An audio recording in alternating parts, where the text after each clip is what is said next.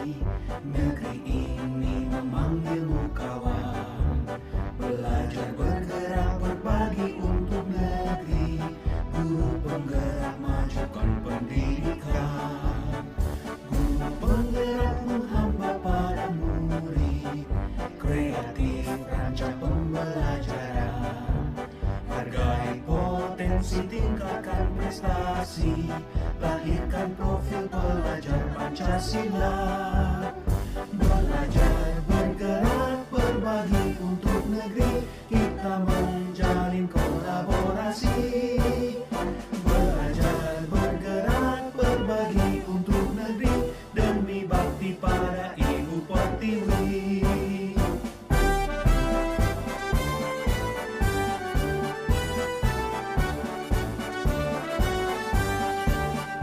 Bulatkan tekad, kuatkan hati. Negeri ini memanggilmu kawan. Belajar bergerak berbagi untuk negeri. Guru penggerak majukan pendidikan. Guru penggerak menghamba pada murid. Kreatif rancang pembelajaran. Hargai potensi, tingkatkan prestasi. Lahirkan profil pelajar Pancasila. Belajar bergerak berbagi untuk negeri. Kita menjalin kolaborasi. Belajar bergerak berbagi untuk negeri. Demi bakti pada. Oke, baik. Selamat pagi anak-anak. Selamat pagi, Bu Guru. Ya, hari ini Ibu Ada bersama-sama kalian kita akan memulai pembelajaran kita ke depan. Tetapi sebelumnya kita akan membuat yang namanya keyakinan kelas. Anak-anak sudah tahu, kira-kira di sini ada yang sudah tahu apa itu keyakinan kelas? Keyakinan kelas itu seperti apa menurut kalian? Dia seperti buat Excel apa? Nilai-nilai. Oke, apa lagi? Yang lain? Ada? Oke, baik. Jadi, di sini Ibu akan menjelaskan keyakinan kelas yang mau kita buat. Jadi, di dalam keyakinan kelas itu kita akan menuliskan kesepakatan yang di dalamnya apa yang kita lakukan itu mengandung nilai-nilai yang kita yakini. Nilai-nilai yang kita yakini. Menurut anak-anak, nilai apa saja yang bisa kita yakini? Yang pertama, kira-kira apa? Nilai apa yang kalian yakini? Nilai apa? Saat kita selalu melakukan sesuatu harus dengan sebelum melakukan sesuatu harus dengan berarti kita memulai sesuatu dengan berdoa. Apa yang kita yakini? Bahwa kita orang yang beriman. Terus kira-kira nilai apa lagi yang menurut kalian bisa kita yakini di dalam kelas ini? Nilai apa? Nilai apa? Disiplin. Disiplin itu kira-kira kesepakatan apa yang mau kita buat untuk meyakini nilai disiplin itu? Oke, nanti baru akan anak-anak bisa tuangkan di kertas yang Ibu bagi ini. Jadi, dari contoh-contoh nilai yang tadi kalian sebutkan, mungkin ada nilai-nilai lain yang ingin kalian tuangkan atau ingin supaya kita sepakati bersama. Jadi Ibu akan bagi, setiap anak mendapat satu kertas ini. Kalian menuliskan kesepakatan apa yang mau kalian tuangkan di sini. Nilai apa yang mau kalian yakini untuk kita jadikan keyakinan kelas kita pada hari ini. Bisa? Oke, baik. Sekarang Ibu akan bagikan. Yang perempuan Ibu kasih hijau, yang laki-laki Ibu kasih kuning. Nanti setelah ditulis baru ditempelkan di depannya. Tulis kesepakatan atau keyakinan apa yang mau kita sepakati bersama untuk kita jadikan keyakinan dalam kelas kita.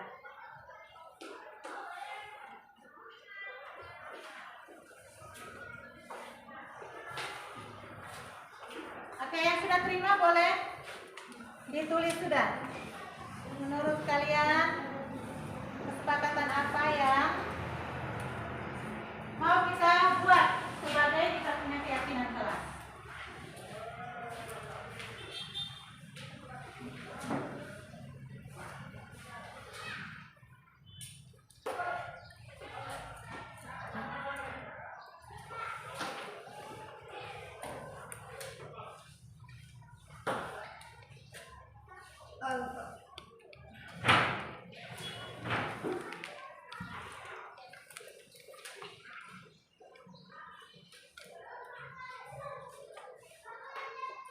Oke, boleh juga berdiskusi dengan kawan. Menurut kalian mau apa? Boleh diskusi dengan teman, tidak apa? Boleh, silakan. Apa yang mau kalian tulis? Silakan didiskusikan dengan teman. Ayo, boleh.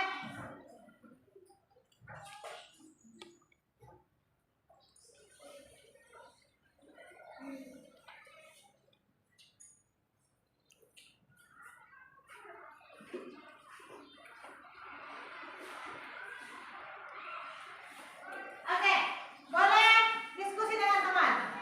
Kira-kira mau nilai apa yang mau kita yakini? Yang mau kita tuangkan di dalam kesepakatan yang akan kita jadikan sebagai keyakinan kelas kita. Tadi ada yang bilang berdoa. Jadi kira-kira dengan berdoa itu apa yang harus kita yakini di dalam kelas? Apa yang kita buat dengan berdoa? Apakah kita berdoa setiap saat? Atau bagaimana? Silakan anak-anak tuangkan. Oke. Sudah? Yang sudah satu-satu boleh buat tempel di papan. Yang perempuan yang sebelah sini, yang laki-laki sebelah sini. Satu-satu. Ya, mulai dari Kalista.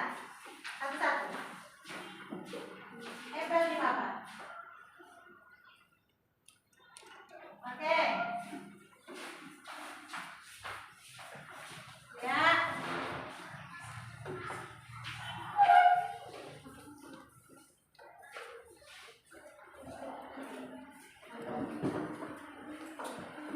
Di sebelahnya juga boleh. Depan di sebelah sini. Di atas. Jangan di dekat sebelah sini. Oke. Nah, di situ.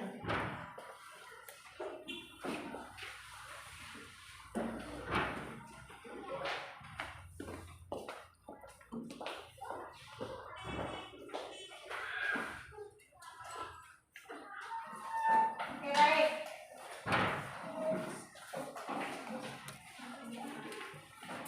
Ella angkat itu tempel kembali.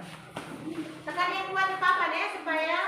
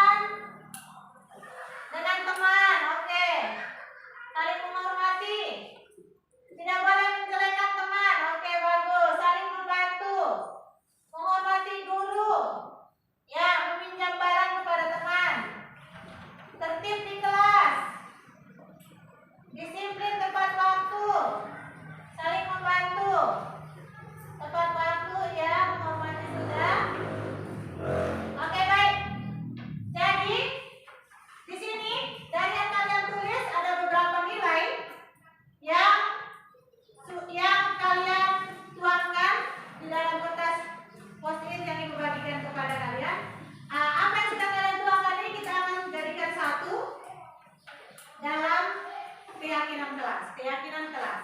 Jadi di situ ada saling apa tadi kalian bilang? Saling apa?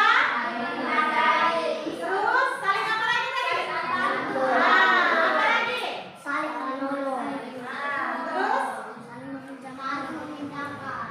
meminjamkan atau berbagi. Apa lagi tadi yang kalian tulis? Apa lagi? Di sana tulis apa? Bekerja sama. Apa lagi? Terus disiplin, datang tepat Waktu. datang tepat waktu. Oke, baik. Sekarang kita merangkum semua jawaban-jawaban kalian. Kita buat dia menjadi kita punya keyakinan kelas. Jadi dari tadi kan ada yang tulis saling menghormati, saling menghargai, terus ada juga yang tulis datang tepat waktu, terus ada juga yang tulis disiplin. Nah, sekarang kita satukan semua pendapat kalian dalam bentuk keyakinan kelas kita.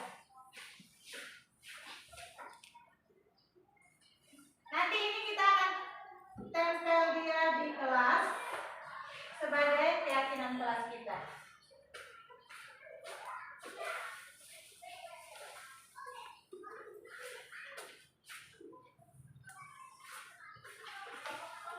Keyakinan kelas 4A.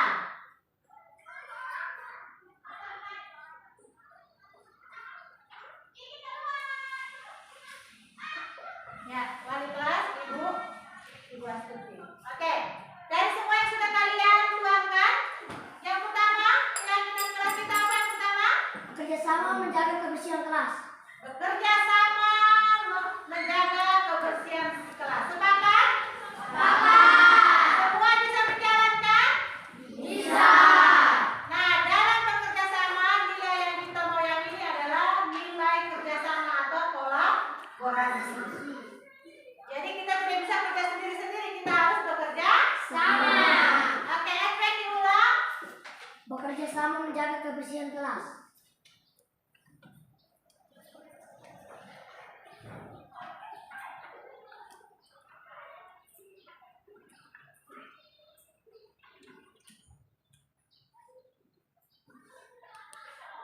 Baik, yang kedua, Menjaga dan meletakkan barang sesuai tempatnya. menjaga dan meletakkan barang sesuai tempatnya. Sepakat? Semua siap melakukannya? Bisa. Bisa.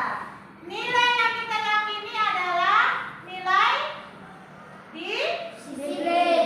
nilai disiplin. Baik. Coba yang saya diulang. Menjaga dan meletakkan barang sesuai tempatnya.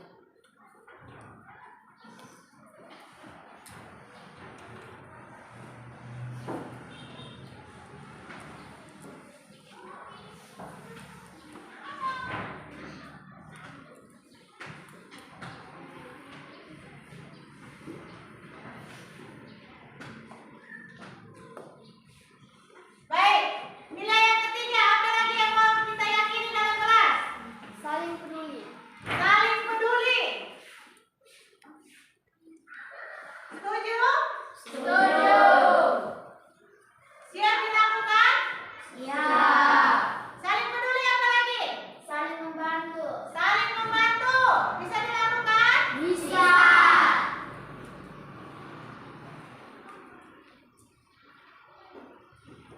Nilai apa lagi? Saling menghargai. Saling menghargai. Bisa kita lakukan? Bisa. Oke.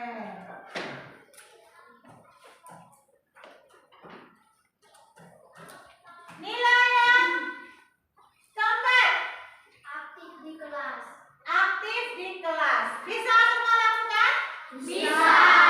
Aktif di kelas itu sama seperti kita menanamkan nilai bahwa kita ini seorang pembelajar atau kita seorang pelajar yang mau supaya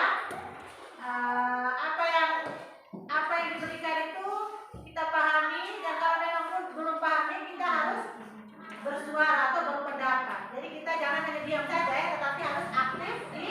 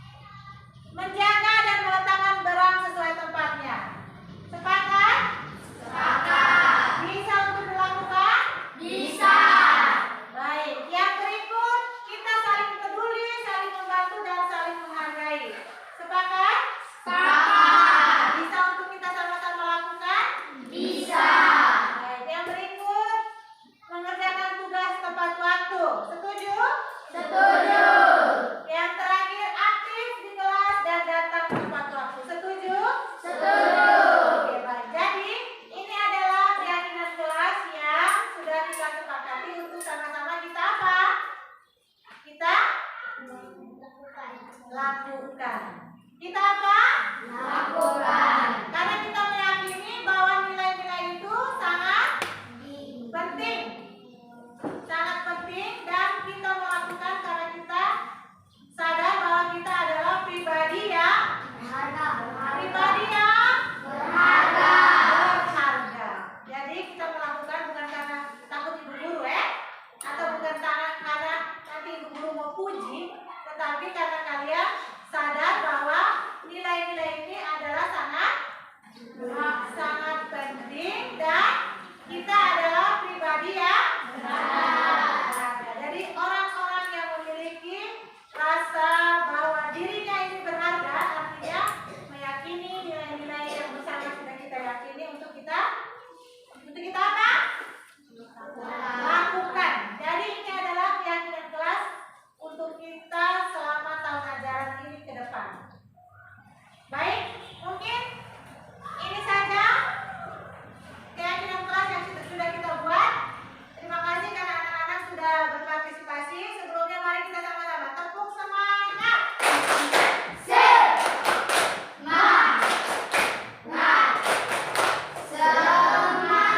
Oke, baik. Terima kasih. Sekarang kalian boleh istirahat.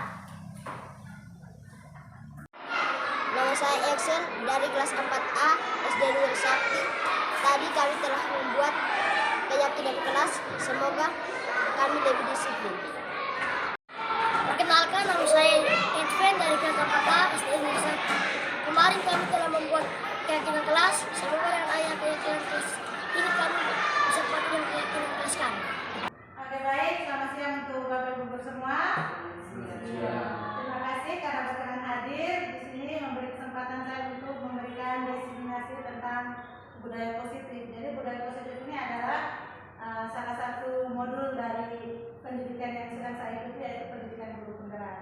Nah, apa itu budaya positif? Kita mulai dari konsep inti yang ada dalam budaya positif. Jadi di dalam budaya positif itu ada yang namanya perubahan paradigma belajar, disiplin positif, nilai-nilai kebajikan, kebutuhan dasar manusia, motivasi perilaku manusia, posisi kontrol, keyakinan kelas, dan segitiga restitusi. Kita mulai dari yang konsep yang pertama, yaitu perubahan paradigma. Jadi pembelajaran dengan paradigma baru.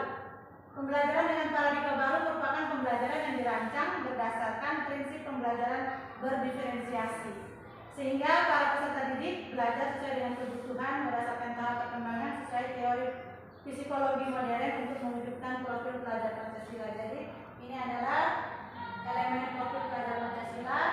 Ada beriman bertakwa, kebinekaan global, gotong royong, kreatif, bernalar kritis, dan mandiri. Nah, miskonsepsi tentang teori kontrol itu apa saja? Jadi selama ini ilusi. Ini adalah ilusi ya Bapak Ibu, bahwa guru mengontrol murid, bahwa semua penguatan positif, efektif, dan bermanfaat, atau bahwa orang dewasa berhak memaksa, dan bahwa kritik dan membuat rasa bersalah mampu menguatkan karakter. Itu hanyalah sebuah ilusi yang artinya belum ada kebenarannya, dan sadar tidak sadar selama ini yang kita lakukan adalah hal-hal ini. Ini adalah bagian dari miskonsepsi tentang teori kontrol. Nah, apa yang dimau dari teori kontrol? Ada perubahan paradigma dari stimulus respon menjadi teori kontrol. Dalam stimulus respon ada yang namanya realita atau kebutuhan kita sama. Tetapi kita harus mulai sadar bahwa kebutuhan kita berbeda. Kita ataupun murid, jadi setiap murid dalam kelas itu punya kebutuhan berbeda. Selanjutnya juga tentang lihat semua orang melihat hal yang sama. Teori yang benarnya adalah semua orang melihat gambaran yang berbeda, dan seterusnya. Jadi yang diharapkan adalah dari stimulus respon kita merubah paradigma, dan perlahan kita ada pada posisi teori dan teori kontrol. Nah, berikut ini adalah definisi dari disiplin positif. Jadi disiplin positif itu berasal dari kata disiplina yang berarti belajar. Disiplin mengacu pada disiplin diri yang memiliki tanggung jawab terhadap apa yang dilakukan berdasarkan nilai-nilai yang diyakini. Dan disiplin positif merupakan salah satu cara penerapan disiplin yang bertujuan untuk menumbuhkan kesadaran serta memberdayakan peserta didik tanpa imbalan penghargaan, ancaman, atau hukuman. Jadi kita mendisiplinkan siswa itu, siswa melakukannya bukan karena takut sama kita atau bukan karena mengharapkan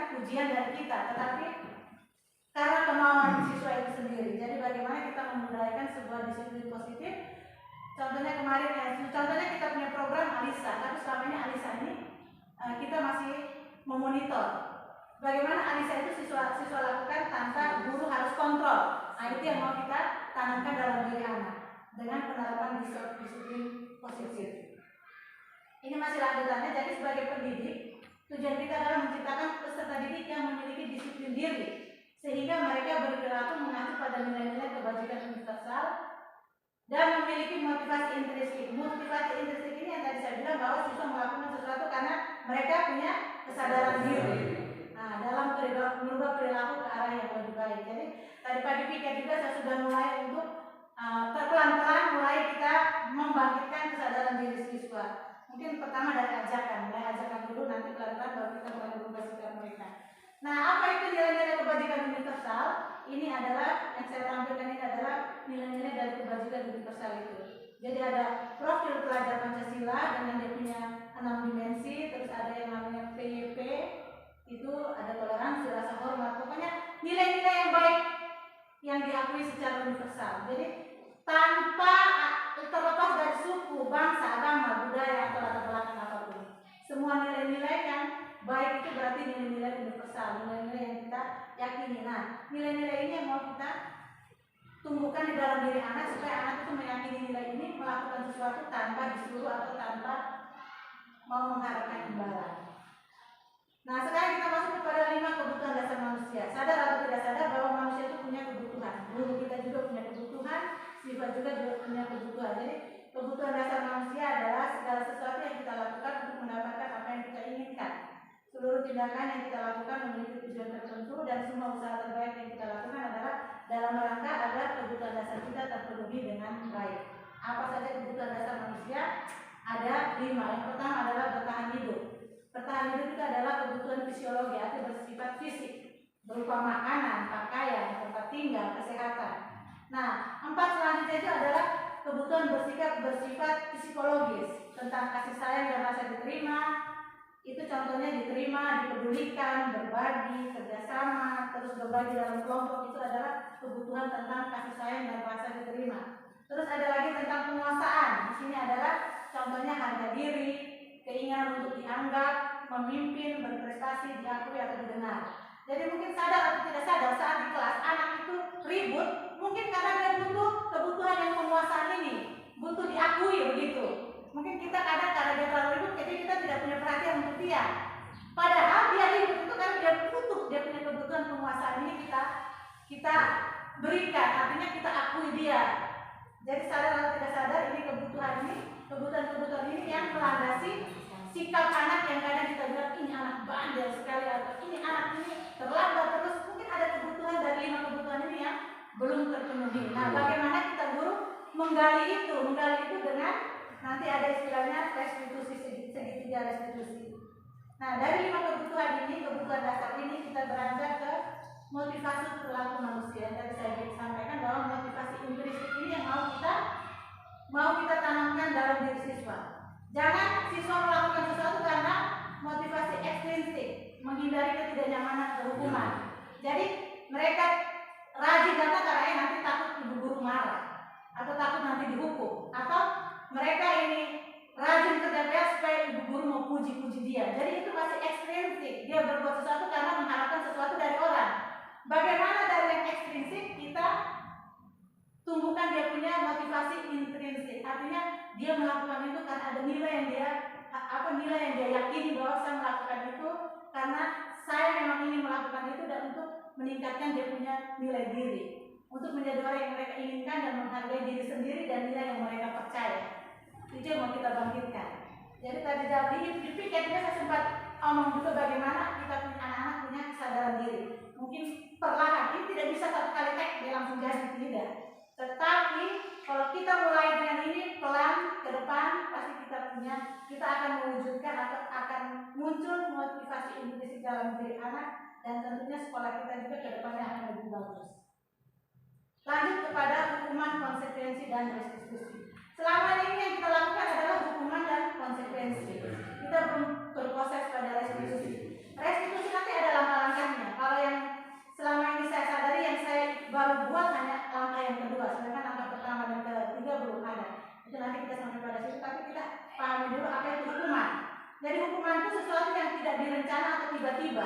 murid tidak tahu apa yang akan terjadi atau di sifatnya itu satu arah. Itu contohnya kita buat tata tertib sekolah. Tata tertib sekolah ini murid tinggal terima yang sudah jadi. Mereka tidak dilibatkan untuk membuat tata tertib itu, atau mereka juga belum terlalu tahu apa yang kalau mereka langgar pasti hukuman apa yang akan mereka terima. Jadi itu contohnya seperti tata tertib sekolah. Terus konsekuensi, dia terencana disepakati sesuai, tapi tetap juga dalam konsekuensi murid merasa tidak nyaman. Ada rasa ketidaknyamanan dalam diri murid, dan guru juga harus selalu memonitor murid. Itu yang contohnya kalau dia terlambat, apa konsekuensinya? Mungkin kita suruh dia siram-siram halaman. Nah, kita rasa itu mendidik, tapi itu sesuatu yang membuat siswa tidak nyaman. Dan itu yang dalam pendidikan yang kami ini, kita kan dalam pendidikan kultural yang saya ikut ini, ada yang namanya filosofi Ki Hajar Dewantara, itu kita berhamba pada murid. Kita membuat murid itu merasa bahagia di sekolah. Nah, bagaimana itu bisa kita buat? Kita berarti harus masuk kepada langkah yang namanya restitusi. Artinya proses menciptakan kondisi bagi murid yang memperbaiki kesalahan, memperbaiki dia punya kesalahan, terus kolaborasi. Dan di situ kita mengajarkan bagaimana murid mencari solusi atas masalah yang dia buat.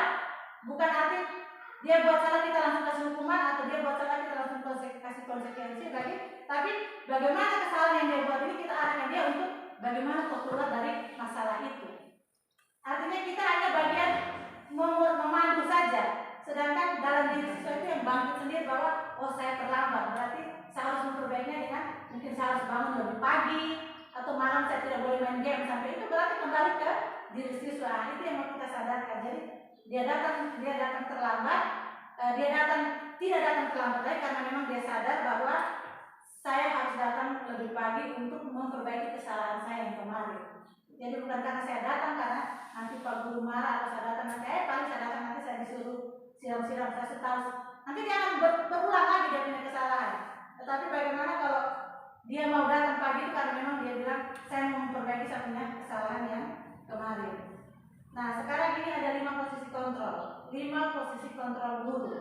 Ada yang namanya penghukum, ada namanya pembuat rasa bersalah, ada namanya teman, ada namanya pemantau, dan ada yang namanya manajer. Kita diarahkan untuk ada dalam posisi manajer. Kalau saya waktu terima ini materi, saya sadar bahwa saya ada di penghukum dan pemantau. Karena nanti ada kriterianya, penghukum itu seperti apa, pembuat rasa bersalah itu seperti apa. Nah, ini kasusnya, kasus siswa sering datang terlambat. Kalau kita ada di posisi penghukum, karena terlambat lagi kamu berlutut di samping papan sana, kita langsung kasih dia hukuman. Karena kita penghukum. Nah, kalau kita ada di bagian pembuat rasa bersalah, kita kurang lebih yang akan kita katakan ini, barangkali ibu harus memberitahu kamu selalu saja mengecewakan. Kita bilang kamu selalu saja mengecewakan, kita buat supaya dia merasa bersalah karena dia mengecewakan guru. Itu kalau kita ada di pembuat rasa bersalah. Kalimat-kalimat yang kita keluarkan itu hanya untuk membuat anak merasa bersalah. Berarti kita ada di posisi pembuat rasa bersalah. Nah, kalau kita ada di posisi sebagai teman, di situ kita akan ajak dia bicara seperti teman. Hasil akhirnya sudah tidak apa. Nah, itu berarti kita ada berproses sebagai teman, dan anak tidak akan keluar dari dia punya kebiasaan lama itu. Itu kalau kita ada di posisi sebagai teman. Nah, saat kita berada di posisi pemantau, kita kurang lebih akan mulai pikir, akan berucap aturan apa yang melanggar. Kalau pemantau itu dia akan berpegang teguh pada aturan apa yang melanggar, konsekuensinya apa. Nah, itu kalau kita ada di posisi pemantau, kita akan mencatat. Saat kita menghadapi siswa bermasalah, kita hanya akan bilang aturan apa yang akan melanggar, apa konsekuensi karena melanggar itu. Berarti kita masih dalam posisi sebagai pemantau. Nah, saat kita ada di posisi manajer, yang kurang lebih akan kita katakan itu adalah apakah kamu tahu kesalahan kamu. Kita sadarkan siswa apa kau punya kesalahan. Setelah itu baru bagaimana kamu memperbaiki kau punya kesalahan. Ini kalau saya pribadi, saya belum pernah ada di pertanyaan ini kepada murid saat murid buat kesalahan. 10, 11, hampir 12 tahun saya sebagai guru, saya sadar saya punya posisi ada di penghukum dan pemantau. Sedangkan kita dalam pendidikan yang saya ikuti di IKM juga sinkron bahwa filosofi Ki Hajar Dewantara bahwa kita harus buat siswa itu merasa bahagia. Bagaimana itu ya? Kita harus ada di posisi manajer, membangkitkan kesadaran siswa. Setelah itu, bagaimana kita bangkitkan dari dia untuk mencari masalah atau mencari solusi dari masalah yang dia buat sendiri, dia sendiri yang menyelesaikan masalah itu. Jadi kita harus pelan untuk beranjak ke posisi manajer. Tidak bisa tiba-tiba kita di posisi manajer, tidak bisa. Saya sendiri juga alami, kita tidak bisa. Mungkin kita ambil, kita di pemantau 10% dulu, kita di penghukum 10% sambil kita imbangi, tapi sambil pelan-pelan kita berarah kepada posisi manajer. Nah, dari semua itu kita masuk kepada pembentukan keyakinan kelas. Nah, bagaimana pembentukan keyakinan kelas? Kemarin saya sudah buat dengan anak-anak di kelas 6B. Jadi dia harus bersifat abstrak, berupa pernyataan universal. Pernyataan universal itu tadi memuat nilai-nilai universal. Terus dibuat dengan pernyataan positif. Jadi jangan ada kata dilarang atau kata jangan atau tidak. Nah, itu tidak boleh ada kata itu kita hilangkan. Kita ganti dengan kata-kata positif. Contoh seperti dilarang membuang sampah menjadi buang sampah di tempat sampah. buang sampah di tempat sampah. Jadi kita ganti kata-kata positif. Terus sedikit saja agar mudah diingat. Jadi keyakinan kelas kita jangan buat banyak-banyak.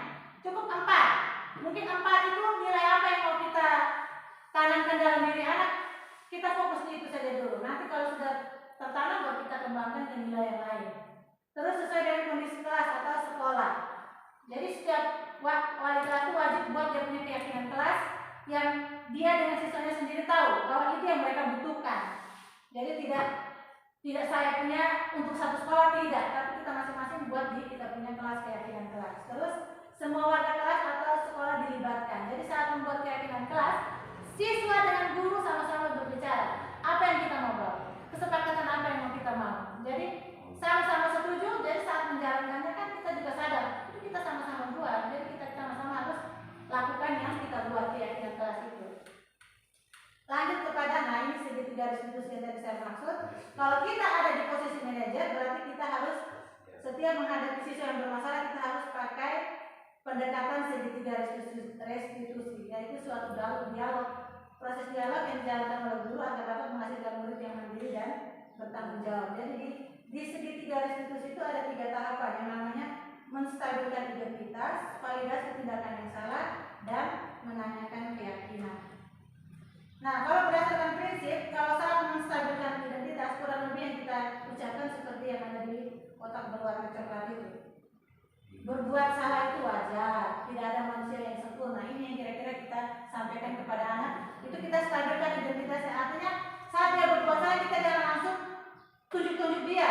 Artinya memang dia betul sudah berbuat salah, tapi kita bagaimana stabilkan kondisinya supaya walaupun memang dia berbuat salah, dia sadar betul bahwa dia buat salah karena kata-kata yang kita ucapkan, bahwa kita tidak menyudutkan dia, kita tidak menyalahkan dia. Makanya kita akan kira-kira kata-kata yang diucapkan itu seperti ini, ya wajar kalau kita buat salah, atau betul ada manusia yang tidak sempurna, atau bapak atau ibu guru juga dulu pernah buat begitu, tapi bagaimana nanti ada kelanjutannya. Atau sekarang Pak Guru tidak mencari siapa yang salah, tapi ingin mencari solusi dari masalah yang kau buat. Seperti itu, kurang lebih dia punya kata-kata saat kita menstabilkan identitas anak itu kurang lebih seperti ini. Lanjut ke validasi tindakan yang salah. Saat validasi tindakan yang salah kita menanyakan alasan anak itu berbuat salah. Jadi, kenapa kau buat itu? Pasti ada alasannya. Suruh dia ungkapkan kenapa dia berbuat itu. Pasti ada alasannya. Ini di bagian validasi tindakan yang salah ini, kalau kita jeli kita akan tahu, oh kebutuhan ini yang belum terpenuhi sama si anak ini. Yang dari tadi 5 kebutuhan itu, dia mungkin ribut di kelas karena dia butuh diakui. Nah, dalam validasi tindakan yang salah ini, kalau kita jeli kita akan tahu bahwa kalau kita sudah terbiasa melakukan restitusi, kita akan jeli dan melihat bahwa kebutuhan anak ini yang belum terpenuhi sehingga dia membuat masalah ini. Jadi di sini kita menanyakan alasannya.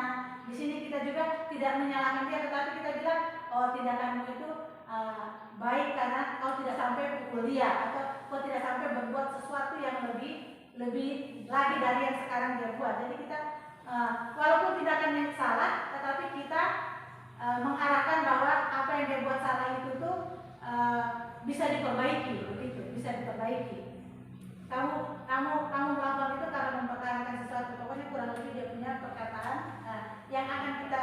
aku ucapkan seperti ini. Nah, sampai pada menanyakan keyakinan, nah itu baru kita mulai menerapkan kita punya kontrol manajer, yaitu menanyakan keyakinan. Tadi yang keyakinan kelas kita buat itu, kita tanya kira-kira keyakinan kelas apa yang sudah kau langgar, nilai-nilai apa yang sudah kita sepakati yang sudah kau langgar. Kita tanya. Kalau dia terlibat waktu penyusunan, dia akan tahu, oh ternyata ibu, saya beribut dari tadi ini, mungkin saya menghargai apa, saya langgar dan nilai saling menghargai. Terus nanti kita tanya lagi, sebenarnya kau mau jadi orang yang seperti apa? Terus bagaimana kita menyelesaikan masalah ini? Jadi anak kita tidak buat rasa bersalah, tetapi anak kita motivasi untuk dari kelakuannya yang salah itu, kita motivasi dia untuk supaya dia bisa memperbaiki sendiri kesalahan yang dia buat. Itu yang tadi saya bilang, membangkitkan dia punya motivasi intrinsik dalam diri. Nah, motivasi intrinsik ini yang mau kita tanamkan supaya kalau kedepannya kalau semua anak sudah muncul ini motivasi, kita membudayakan sesuatu budaya yang baik itu sudah tidak lagi kita harus ada. Tanpa kita ada juga mereka bisa atur. Contohnya, tanpa kita ada mereka sudah alisa dengan sendirinya. Tanpa kita, guru harus berdiri di depan berteriak atur, mereka sudah atur mereka diri sendiri. Nah itu harapan kita ke depan, kita punya murid-murid bisa berbuat seperti itu. Tidak bisa kita, artinya ini semua butuh proses yang panjang, tetapi akan terwujud bila kita memulai. Bila kita memulai itu pasti akan terwujud. Karena sesuatu yang kita mulai dengan niat baik, dengan usaha dan kerja keras pasti ada hasilnya. Jadi kita kembali, kita guru juga artinya disentil. Apakah kita punya motivasi intrinsik dalam diri? Apakah muncul kita punya motivasi dalam diri untuk ini nih baik dan saya harus buat dan saya harus terapkan. Nah ini kembali sebelum kita membangkitkan motivasi intrinsik dalam diri siswa, mungkin kita punya motivasi intrinsik dalam diri juga kita harus bangkitkan supaya saat kita sudah termotivasi untuk melakukan ini dan kita mulai melakukan, mungkin kita tidak bisa lihat 1 tahun 2 tahun langsung jalan langsung jadi 100% tidak, tapi selama masih berproses pasti akan ada hasilnya, pasti akan ada dampaknya. Jadi kalau saya sendiri sudah bertekad, artinya saya buat mulai dari diri. Jadi saya dulu yang buat, saya dulu yang mencontohkan. Dan kalau dampaknya ada dan baik pasti akan terlihat dan semoga itu bisa memotivasi. Baik. Jadi itu saja yang mau saya sampaikan tentang penerapan budaya positif. Semoga Bapak Ibu yang mendengarkannya saat ini bisa menerima dan mungkin terusik motivasi intrinsiknya untuk juga bisa melakukan seperti yang diharapkan. Karena hal ini mungkin karena jangan berpikir hanya kami yang di guru penggerak, tidak. Ini sebenarnya budaya positif yang harus ada di sekolah. Hanya beruntung saya ada di sekolah dan saya dapat ilmu ini dan saya ingin supaya mentransferkannya, mengimbaskannya. Jadi saya bergerak tidak sendiri, tapi juga dibantu dengan teman-teman lain yang mengimbasnya di kelas masing-masing. Kalau kita sudah sejalan bersama, anak-anak saatnya kita akan duduk dan berbicara, oh ternyata begini, dan kita akan saling berkomunikasi, masalah-masalah siswa akan kita temukan solusinya. Artinya tidak bisa saya sendiri, saya tetap butuhkan yang namanya kolaborasi. Bapak Kepala Sekolah yang selalu mendukung dan memotivasi, itu saya sangat berterima kasih. Juga teman-teman yang pasti juga semoga termotivasi dan juga pasti akan mau berbuat sesuatu yang namanya baik, pasti kita mau mencoba dan melakukan. Baik, terima kasih atas ini perhatiannya. Saya menyampaikan materi hari ini. Selamat siang untuk kita semua. Selamat siang.